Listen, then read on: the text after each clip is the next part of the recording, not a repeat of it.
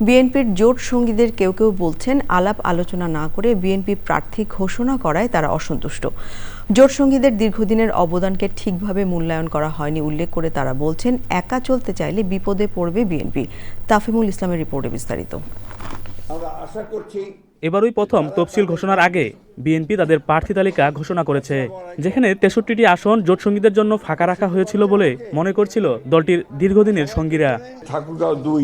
বিএনপির মহাসচিব দ্বিতীয় ধাপে ফাঁকা থাকা আসনগুলোর মধ্যে আরও 36টি আসনে প্রার্থী তালিকা ঘোষণা করেন। এরপর অসন্তোষ প্রকাশ করে দলটির যুগপৎ আন্দোলনের শরিক দলগুলো নেতারা বলেন, শরিকদের সঙ্গে বৈঠকে বিএনপির ভারপ্রাপ্ত চেয়ারম্যান তারেক রহমান নির্বাচন ও সরকার গঠনের বিষয়ে যে ধরনের প্রতিশ্রুতি দিয়েছিলেন 272টি আসনে মনোনয়ন ঘোষণায় তার বরখেলাপ করা হয়েছে। দীর্ঘ 20 বছরের আন্দোলন সংগ্রামের যারা শ্রদ্ধা, সম্মান, প্রতিশ্রুতি রক্ষা করতে পারে না, তাদের সাথে পথ চলার কোনো সুযোগ কারণ আছে বলে লেবার পার্টি মনে করে না। আমাদের সাথে যে আচরণ করেছে এরকম বেশ কিছু শরিক দলের সাথেও করা হয়েছে। বিএনপির এটা একটা মজ্জাগত একটা চরিত্রে পরিণত হয়েছে যে শরিক দলগুলোকে কাজে লাগানো আর কাজ শেষ হয়ে গেলে নির্বাচনের সময় আসলে তাদেরকে ছুঁড়ে ফেলে দেওয়া।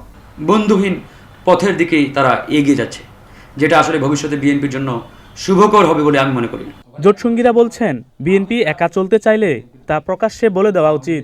আপনি এককভাবে যদি সবই হয়ে থাকেন তাহলে তো আপনার কারো দরকার নেই, তাহলে জোটের কথা বলেন কেন? আপনারা একা করেন, একা নির্বাচন আমাদের কারো প্রয়োজন নেই, আমরা একাই করব, আমরা 250-300 আসনেই বিজয়ী হব, আমরা আমাদের মতো করেন। আপনাদের হেডান থাকলে তো আপনারা করতেন, তাহলে জোটের কথা তো আপনার বলার প্রয়োজন ছিল না। এই যে 20টা বছরের শ্রম ঘাম, আমাদের যে আন্দোলন সংগ্রামকে আপনারা যে অবজ্ঞা জানালেন, এর বিচার আল্লাহ আপনাদের করবে। দুর্দিনে যে দলগুলো ঝুঁকি নিয়ে সঙ্গে ছিল তাদের সাথে আলোচনা না করে বিএনপি অদূরদর্শিতার পরিচয় দিয়েছে বলে মন্তব্য করেন এই জোট সঙ্গীরা। ঠিক না? তাফিমুল ইসলাম, চ্যানেল আই, ঢাকা।